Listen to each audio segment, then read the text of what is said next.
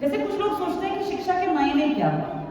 Actual में शिक्षा सिर्फ 3-4 चीजों का कॉम्बिनेशन है, पर इंडियंस को ये समझने में ही सदियां बीत गई। मैं ऐसा नहीं कह रही हूँ कि इंडियंस पहले नहीं पढ़े लिखे थे, पहले लोग बहुत बढ़िया पढ़ते थे।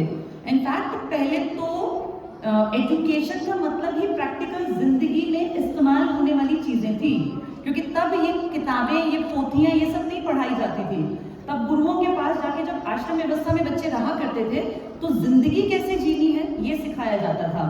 आज इस दौर में क्योंकि नॉलेज का स्तर बहुत बढ़ गया, तो ठीक है पढ़ाई को थोड़ा सा कंट्रोल्ड तरीके से करना जरूरी हो गया।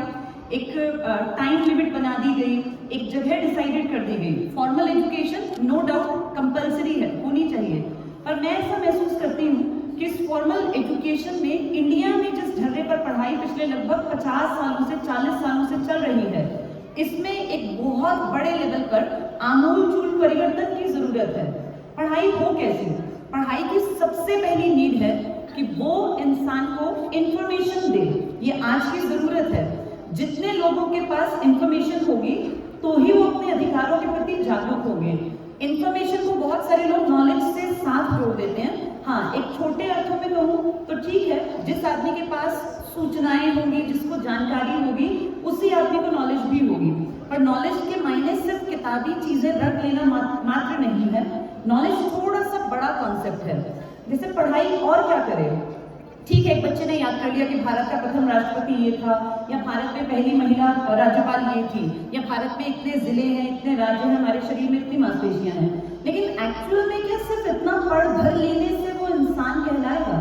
इस पढ़ाई का जो सेकंड टारगेट है वो है इंसान के अंदर, बच्चे के अंदर स्किल्स डेवलप करना। स्किल्स कैसे डेवलप होती हैं? जब किसी चीज पर लगातार काम किया जाता है तो वो इंसान की स्किल बन जाती है। जैसे खेल एक स्किल है, पढ़ना पढ़ाना भी स्किल का ही पार्ट है, टीचिंग भी एक आर्ट है, एक स्किल है।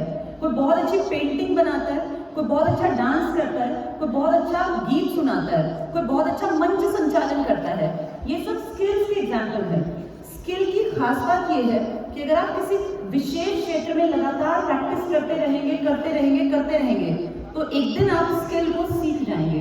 किसी भी तरह की स्किल सीखी जा सकती है, लेकिन स्किल सीखने से पहले जितने स्टूडेंट्स यहाँ बैठे हैं उन्हें एक चीज हमेशा ध्यान में रखनी है कि स्किल उस चीज में कोशिश करनी चाहिए, प्रैक्टिस उस चीज में करनी चाहिए जिसमें आप नेचुरली अच्छा फील करें। एक चीज होती है एप्टीट्यूड, जिसे कहा जाता है आपकी क्षमता, आपकी योग्यता। बहुत बार आपने सुना होगा एटीट्यूड और एप्टीट्यूड। वास्तव में ये दो शब्द बहुत इंपॉर्टेंस रखते हैं बेटा, और जितने बच्चे यहाँ बैठे हैं मेरी इस बात को ध्यान से सुनना। एप्टीट्यूड का मतलब होता है नेचर ने आपके अंदर क्या बेहतर दिया। जैसे नेचर ने ना हर इंसान के अंदर कोई ना कोई रॉ मटेरियल के फॉर्म में कुछ ना कुछ, जैसे डांस की स्किल सीखेगा बाद में, लेकिन एक बच्चे को आप देखेंगे अगर 2 साल 2.5 साल का बच्चा है जिसको आगे जाके अपने आप पाएंगे बहुत बढ़िया कर गया, उन सब के बारे में पढ़ने पर आप देखेंगे कि उनका इंटरेस्ट उस फील्ड में बहुत यंग एज से था। जैसे सचिन तेंदुलकर बहुत यंग एज से प्रैक्टिस करने लग गए थे। सचिन तेंदुलकर जैसा बनने के लिए स्किल तो चाहिए ही, लेकिन एक चीज थी एप्टीट्यूड। उनमें वो क्षमता नेचुरली भी थी जिसको उन्होंने निखारा। तो किसी भी इंसान, लता मंगेशकर जी की बात करें, उनको नेचुरली बहुत खूबसूरत आवाज मिली थी जिसको उन्होंने प्रैक्टिस करके एक स्किल बना लिया। तो ये हम सबको देखना पड़ेगा। और मैं इतना जानती हूँ कि प्रकृति ने हर किसी को कुछ ना कुछ जरूर बख्शा है। वो कोई भी स्किल हो सकती है, काम बाद में करते हैं हम सब लोग, लेकिन एक नेचुरल हम सबके अंदर योग्यता होती है। तो अपनी योग्यता को पहचानना ये आप ही की जिम्मेदारी है। जब बच्चा हमारे यहाँ 10th क्लास पास कर लेता है तो अमूमन इंडियन पेरेंट्स का एक प्रेशर बच्चे के ऊपर होता है कि आज के टाइम में साइंस की तरफ मोड़ना है। मैं ऐसे बहुत सारे बच्चों को जानती हूँ जिनमें एप्टीट्यूड नहीं होता साइंस का, लेकिन जबरदस्ती आंखें बंद करके, क्योंकि भेड़ चाल है भारत में और शिक्षा को लेकर तो खासकर लोग सोचते समझते नहीं है। उन्हें लगता है कि बस बच्चे को उसी तरफ धकेल देना है जिस तरफ सब जा रहे हैं, क्योंकि आगे उसी में लगता है कि फ्यूचर है। मैं ये पेरेंट्स को भी मैसेज देना चाहूंगी कि अपने बच्चे की योग्यता, उसके अंदर जो नेचुरली एक भाव है, उस चीज को पहचान के अपने बच्चों को मोड़ना। साइंस पढ़ना बुरी बात नहीं है, लेकिन आर्ट्स भी पढ़ी जा सकती है, कॉमर्स भी पढ़ी जा सकती है। आज जिस दौर में हम लोग बैठे हैं, हम लोग ब्लेस्ड हैं। अब वो दौर नहीं है कि बच्चा एक खास चीज पढ़ के ही जिंदगी में कामयाब होगा। इस दौर में अगर कोई बच्चा अपनी क्षमता को पहचान कर उसको स्किल बना लेगा तो इतने ज्यादा ऑप्शंस हैं। पैसा कमाना आज बहुत बड़ी दिक्कत नहीं है, बशर्ते ये बात बच्चा समझ ले बचपन से, अपनी योग्यता को पहचाने। ईश्वर ने, प्रकृति ने, नियति ने मेरे लिए क्या लिखा है, मुझे किसी चीज के लिए गढ़ा है, फिर उस चीज को प्रैक्टिस करे और उसको बेस्ट बना ले। तो ये चीज होती है बेटा एप्टीट्यूड। एप्टीट्यूड खुद को पहचानना पड़ता है। अब आपके दिमाग में आएगा पहचानेंगे कैसे? तो जिस काम को करते वक्त आप बोर ना हो, जिस काम को आप कई घंटे लगातार, मान लीजिए आपको कुछ पढ़ना अच्छा लगता है तो उस पढ़ाई पे आप 5-6 घंटे बैठ सकते हो। अगर आप कहें कि मुझे खेलना अच्छा लगता है तो ठीक है, फिर स्पोर्ट्स में आपको मन लगता हो, वो जबरदस्ती का ना हो कि आपको एक कहीं प्रैक्टिस के लिए भेजा गया तो आप चले गए, अदरवाइज आप पढ़ के सो रहे हैं। ये आप ही को देखना पड़ेगा। हर आदमी खुद को सबसे बेहतर समझ सकता है, तो अपने एप्टीट्यूड को पहचानिए। इसके साथ शिक्षा में एक चीज और ध्यान देने की होती है, अपने आसपास का जो माहौल है ना, इसको पॉजिटिव रखिए। इस चीज को बोलते हैं एटीट्यूड। एटीट्यूड दो तरह के होते हैं, एक पॉजिटिव और एक नेगेटिव। पॉजिटिव एटीट्यूड वाले लोग हर चीज में ज्यादातर समय पॉजिटिविटी ढूंढ लेते हैं। ऐसा बिल्कुल नहीं है कि जो लोग पॉजिटिव एटीट्यूड वाले होते हैं वो कभी निराश नहीं होते, या वो कभी हताश नहीं होते, या वो कभी स्ट्रेस का सामना नहीं करते। वो भी इंसान है और ये इंसानी फितरत है कि इंसान कभी ना कभी थोड़ा परेशान फील करेगा, डिप्रेस्ड फील करेगा, उसको लगेगा कि मुझे स्ट्रेस है। लेकिन जिसका एटीट्यूड पॉजिटिव होगा वो उस कंडीशन में से जल्दी अपने आप को संभाल के बाहर निकाल लेगा। और शिक्षा हमें यही सिखाती है कि कैसे बुरे समय में, मुश्किलों के समय में अपने आप के बेस्ट को बाहर निकालना है। अभी सिसोदिया जी एक बड़ी अच्छी बात कह रहे थे कि महात्मा गांधी से पूछा गया कि what is the real meaning of education, तो उन्होंने क्या कहा? उन्होंने कहा एजुकेशन के असली मायने हैं किसी भी इंसान के शरीर में से, उसकी आत्मा में से और उसकी पूरे दिमाग है, जो उसके शरीर के अंदर जितनी काबिलियत है उसको बाहर निकाल लेना और उससे उसका सर्वांगीण विकास करना, ओवरऑल डेवलपमेंट। आज अगर देखें प्रेजेंट सिनेरियो में तो शिक्षा के असली मायने खो गए हैं। बहुत बड़े बड़े स्कूल हैं, महीने के 2-2 लाख रुपए भी फीस लगती है। ऐसे स्कूल भारत में हैं जहां साल के 10 लाख भी लगते हैं, 20 लाख भी लगते हैं, 25 लाख भी लगते हैं। ये तो हुई बड़ी लेवल की बात। मैं ऐसे स्कूल भी जानती हूँ, आप भी जानते होंगे, जहाँ महीने के 10,000 भी लगते हैं। ऐसे स्कूल भी हैं जहाँ महीने के 2,000 फीस है। ऐसे भी स्कूल हैं जहाँ महीने के 500 रुपए भी लगते हैं, और ऐसे भी स्कूल हैं जहाँ महीने की फीस नहीं लगती, सरकारी स्कूल टाइप के। हर तरह के स्कूल में देखिए, हर जगह पर जाके फील कीजिएगा, जब आपको मौका मिले कभी स्कूल्स में, कभी आप जाएं अपने बच्चों के साथ, तो आप देखिएगा कि पढ़ाई के नाम पर जो बहुत महंगे स्कूल हैं, फीस लेकर जो मोटी रखते हैं, वो भी ज्यादातर वही रटी रटाई चीजें उसी ढर्रे पर ही अपने काम को कर रहे हैं। और आज का ये बच्चा कहीं ना कहीं खो गया। ज्यादातर तो घरों में सिंगल चाइल्ड है, कहीं 2 बच्चे भी हैं, तो माएँ जो हैं, जो पिता हैं, अगर वो वर्किंग हैं तो बच्चों को समय नहीं दे पाते। उस समय का खामियाजा कहीं ना कहीं बच्चे को, उसके पूरे परिवार को भुगतना पड़ता है। क्योंकि ये जो पीढ़ी है ना, जो ये मेरे सामने ज्यादातर बैठे हैं और जो खासकर बच्चे हैं, इनका ना अटेंशन स्पैन, जैसे जब हम लोग छोटे थे तो घर में उस टाइम पर 1990s की अगर मैं बात करूं तो रिक्रिएशन के बहुत सारे माध्यम नहीं थे। घर परिवार में एक टीवी होता था, आसपास के सारे लोग आके, जिसके घर में एक गली में टीवी है वहीं बैठ जाते थे, और एक कोई नाटक आता उसी को सब देखते थे। उस जमाने में नाटक पसंद के नहीं होते थे, पूरे दिन में नाटक एक या 2 ही आना था, पूरे दिन तो टीवी पर कुछ आना नहीं, जब एक नाटक आएगा वही सबको देखना। तो उस पीढ़ी में ना पेशेंस था, उनको एक साथ बैठकर, चाहे बोरिंग चीज है लेकिन उसको देखना था। आज आपकी पीढ़ी में क्या प्रॉब्लम है, आप अपने फोन में रील्स देखते हैं और विद इन फ्यू सेकेंड्स, शायद 2-3 सेकेंड में अगर आपको वो रील पसंद ना आए तो उसको आप स्क्रॉल करके अगली पे आ जाते हैं। आप 30 सेकेंड से ज्यादा बड़ी रील्स देखना पसंद ही नहीं करते। मैं सिर्फ आपको नहीं कह रही हूँ, ये इस पूरी पीढ़ी के साथ प्रॉब्लम है। जो अटेंशन स्पैन था ना हमारे टाइम में, वो आप लोगों की पीढ़ी को कहीं ना कहीं कम मिलेगा, और इसका कारण है डिस्ट्रैक्शंस बहुत ज्यादा है, बहुत ही ज्यादा। आज के टाइम में एक बच्चे को अपने आप को संभाल के रखना एक बहुत बड़ा चैलेंज है। अपने कैरेक्टर को अच्छा बचा के रखना, साफ सुथरा बना के रखना, ये बहुत चैलेंजिंग रोल है। मार्क्स तो सभी के आ जाते हैं, अब तो कोई फेल भी नहीं होता, लेकिन इंसानियत अपने अंदर बचाए रखना, मानवता की बेसिक वैल्यूज जैसे लॉयल्टी, जैसे सच्चाई, ईमानदारी, अच्छाई, इन चीजों को अगर देखें तो लोगों में अब अगली पीढ़ी में जो बच्चे अब 4वीं, 5वीं, 6वीं, 7वीं में हैं, उनमें ये कहीं ना कहीं लैग करेगा। कारण धीरे धीरे धीरे सामाजिक ताना बाना बहुत बदल गया।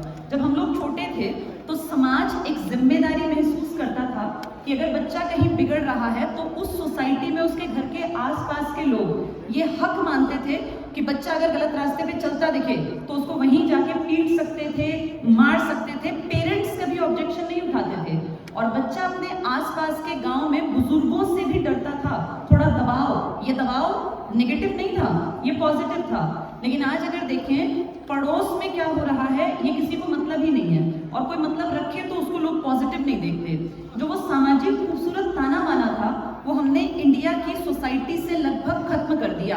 अपने आसपास देखिए वो ताना बाना है नहीं। अगर हम परिवारों की बात करें, एक जमाने में जब साझे के परिवार थे, बच्चे को मान लीजिए माँ ने डांट दिया तो बच्चा क्या करता कि जाके ताई जी के पास बैठ गया, चाची के पास बैठ गया, बुआ के पास चला गया, चाचा के पास चला गया, दादा के पास। उसको इमोशंस बाहर निकालने का जरिया मिल जाता था। एक होता ना इमोशंस जब मन में ज्यादा इकट्ठे हो जाते हैं तो फिर वो एक ज्वालामुखी की तरह फटते हैं।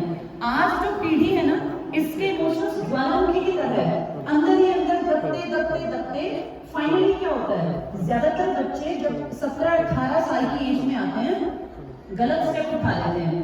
कई बार तो मैंने ऐसे बच्चे भी, जैसे मैं बहुत ज्यादा बच्चों के बीच में रहती हूँ, बातचीत करती हूँ, ऐसे बच्चे भी देखे जो सिर्फ इसीलिए बिगड़ने की राह पर चल पड़े कि उनको अपने पेरेंट्स से बदला लेना था। आप सोचिए 17-18 साल के बच्चे ने ये कहा कि मैं पेरेंट्स से बदला लेने के लिए मैंने ये कदम उठाया। तो ये जो पीढ़ी है ना, ये बेशक 95% आने वाली पीढ़ी है, लेकिन इसके साथ बहुत सारी इमोशनल प्रॉब्लम्स आएंगी, क्योंकि हम समाज के उस खूबसूरत ताने बाने को खत्म करके, परिवार के जो वो रिलेशंस थे उनको खत्म करके आज लगभग परिवार एकल परिवार हैं। और एकल परिवार में भी अगर सिंगल चाइल्ड है तो बच्चा बहुत सारी प्रॉब्लम्स को फेस करेगा। आज बहुत जरूरी है पेरेंट्स इस बात को समझें, अपने बच्चों के साथ बैठ के टाइम दें, उनसे बातचीत करें। आपका बच्चा आपकी सबसे बड़ी एसेट है। ये गाड़ियां, ये घर, ये ज्वेलरी, ये कहीं काम नहीं आएगी। जब ये बच्चे बड़े होंगे तो इनका व्यवहार आपके प्रति कैसा होगा, ये कैसे इंसान बनेंगे। मान लीजिए पैसा बहुत कमा लेते हैं, IIT कर गए, IIM कर गए, UPSC कर गए, बहुत मोटा पैसा छापा, लेकिन अगर वो इंसान अच्छे नहीं बने तो फिर उस पैसे का करेंगे क्या। समाज खूबसूरत बनाना हम सबकी साझी की जिम्मेदारी है। इसमें सभी पेरेंट्स, टीचर्स, हमारे आसपास की सोसाइटी के एक्टिव लोग। अब ऐसा दौर आ गया कि जो यूरोप का कल्चर था ना, उसको अंधाधुंध फॉलो कर रही है अगली पीढ़ी। उनकी कल्चर की वैल्यूज से ज्यादा बेहतर हमारे सांस्कृतिक मूल्य थे। हम उस देश के वासी हैं जहां दुनिया में जिसका डंका बजता था, और इंडियन वैल्यू सिस्टम को तो न जाने कितने देश एडमायर करते हैं। तो उस हिसाब से अगर देखें तो वापस हमें लौट के अपनी बेसिक वैल्यूज पर आना पड़ेगा। और ये वैल्यूज में पढ़ाने से नहीं आएंगी, ये वैल्यूज आएंगे जब उसके बच्चे के स्कूलिंग टाइम में उसके अंदर ये चीजें एक इनबिल्ट सिस्टम क्रिएट किया जाएगा। ये संस्कार सिखाने से नहीं आएंगे। जैसे बच्चे हैं छोटे, पुराने टाइम में हमारे यहाँ कोई बुजुर्ग आते, बड़े आते, जिनका आदर मान होता तो भाग के उनके पैर छूते थे। बीच में कल्चर आया तो बच्चों ने गुड मॉर्निंग, गुड आफ्टरनून कहना शुरू किया। ठीक है, अच्छी बात है, लेकिन अपनी वो सभ्यता, वो संस्कृति जिसमें आज भी बुजुर्गों के पैर छुए जाते हैं, उनको नमस्ते की जाती है और वो दिल से रिगार्ड दिया जाता है, उसका कोई सानी नहीं है। ये good morning, good evening, good afternoon कभी भी उसकी बराबरी नहीं कर सकते। तो अपने बच्चों को घर पर ही थोड़ा थोड़ा संस्कार देना ये पेरेंट्स की जिम्मेदारी है। और हम ICS में अपने स्कूल के बच्चों में ये पुरजोर कोशिश कर रहे हैं कि चाहे इनकी बाकी सब चीजें बाद में सुधरें, पहली चीज इनके मन में रिस्पेक्ट हो, रिगार्ड हो, ये सामने वाले को इज्जत देते हो, टीचर को इज्जत देते हो। ये पढ़ाई को खेल खेल में सीख लें। हमने पिछले 1 साल में, लास्ट ईयर हमने स्कूलिंग के प्रोजेक्ट को लॉन्च किया था 2023 में।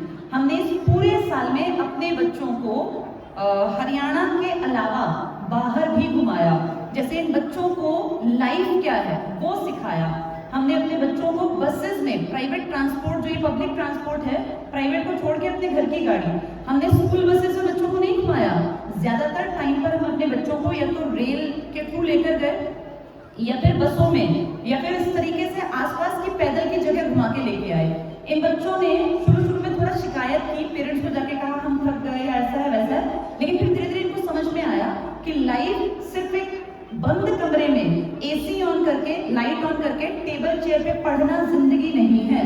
वहां आप किताबी नॉलेज हासिल कर सकते हैं, लेकिन जिंदगी की असली नॉलेज आपको सड़कों पे बाहर निकल के पता चलती है कि लाइफ क्या है। तो हमने आईसीएस में ये पुरजोर कोशिश की है कि हमारा बच्चा जिंदगी को समझे और जिंदगी को करीब से देखे, ताकि जब वो बड़ा हो, जब वो 18 साल से ऊपर जाए, एक अडल्ट बने, तो वो पहले से समाज के प्रति एक समझ उसके मन में हो, उसके दिमाग में एक छाप हो कि जिंदगी जैसी घर में है ऐसी बाहर नहीं है। वो अपनी इज्जत करे अपने माँ बाप की, वो फील करे कि उसके पिताजी जब सुबह उठ के तैयार होके एक रेल में सफर करके जाते हैं तो कैसे वो खड़े होके उन्हें सीट नहीं मिलती और फिर जाके वहां काम करते हैं, फिर रात में थके हारे लौटते हैं। तो जब वो उनसे पैसे मांगे तो उसके मन में एक रिस्पेक्ट हो, रिगार्ड हो कि मेरे फादर रोज वो जिंदगी जीते हैं जो मैं महीने में एक बार घूम के मैंने देखा, मुझे सीट नहीं मिली, 2 घंटे खड़े होके मुझे कैसा लगा। तो ये बच्चे हम चाहते हैं ऐसे इंसान बने आगे जाके जिनमें मानवता के मूल्य हो, जिनमें बेसिक वैल्यूज हो, सिद्धांत हो, इनकी अपनी सोच हो, अपने एक विचारधारा हो और ये किसी चीज से प्रभावित होके अपने डिसीजंस ना ले, बल्कि अपने डिसीजंस खुद से ले। तो आईसीएस इसी सीरीज में काम कर रहा है। शुरुआत हमने की थी आईसीएस में ट्यूशन से, लेकिन फिर हमने फील किया कि ट्यूशंस को हम स्कूलिंग पे ले आते हैं और मैं प्राउड से कहती हूँ कि इस 1 साल में हमारे आईसीएस के नन्हे मुन्ने बच्चों ने बहुत बेहतरीन रिजल्ट दिया।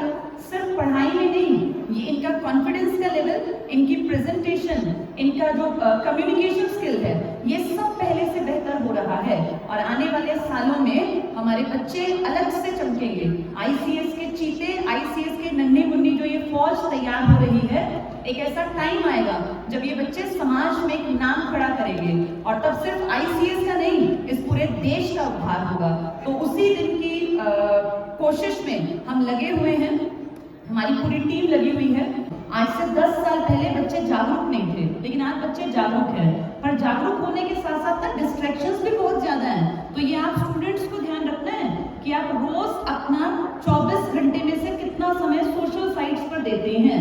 ऐसा तो नहीं कि आप 2-2 घंटे इंस्टाग्राम की रील्स देखते रहते हैं या यूट्यूब पे शॉर्ट्स देखते रहते हैं। देखो बेटा, मैं ये नहीं कहूंगी कि आप बिल्कुल फोन को त्याग दो, वो आज की पीढ़ी के लिए पॉसिबल नहीं है, लेकिन अपना ना एक टाइम टेबल सेट कर दो कि भाई रोज 40 मिनट या 30 मिनट हम लोग इंस्टाग्राम पे टाइम देंगे या आधा घंटा हम यूट्यूब देखेंगे।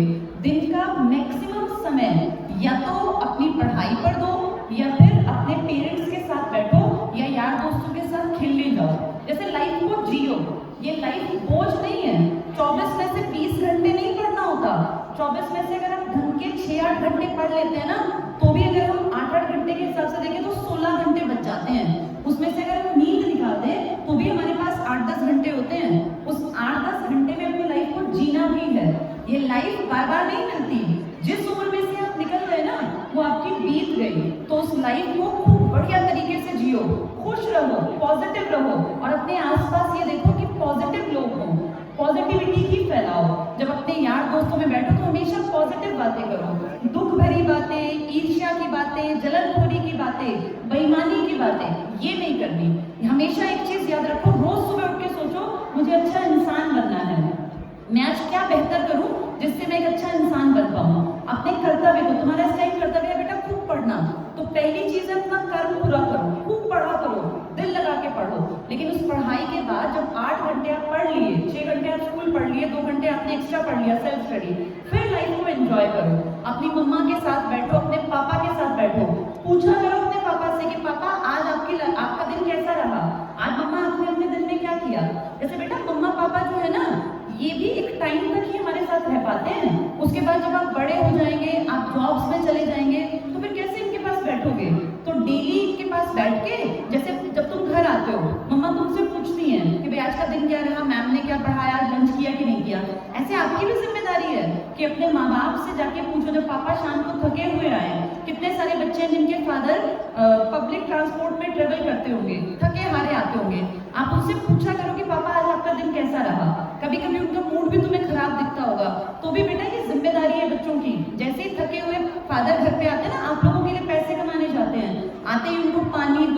और उनको नमस्ते करो तो उनको बड़ा रिलीफ फील होता है। जैसे पेरेंट्स की सबसे बड़ी संपत्ति ना बेटा, तुम बच्चे हो जितने तुम बैठे हो, अपने पेरेंट्स की हमेशा रिस्पेक्ट करना और हमेशा पेरेंट्स को ये सोचना कि जब भी वो डांटे या कभी अगर वो एक आधी बार थप्पड़ भी लगा दे तो बुरा नहीं मानना। आजकल की पीढ़ी बुरा बहुत जल्दी मान जाती है। पेरेंट्स से ज्यादा आपका भला कोई नहीं चाह सकता। पेरेंट्स और टीचर्स इनकी हमेशा रिस्पेक्ट करोगे ना तो कुछ सीख जाओगे और आगे बढ़ोगे। तो अच्छे इंसान बनना अपना टारगेट रखना बेटा, खूब पढ़ना, मेहनत करना और हमेशा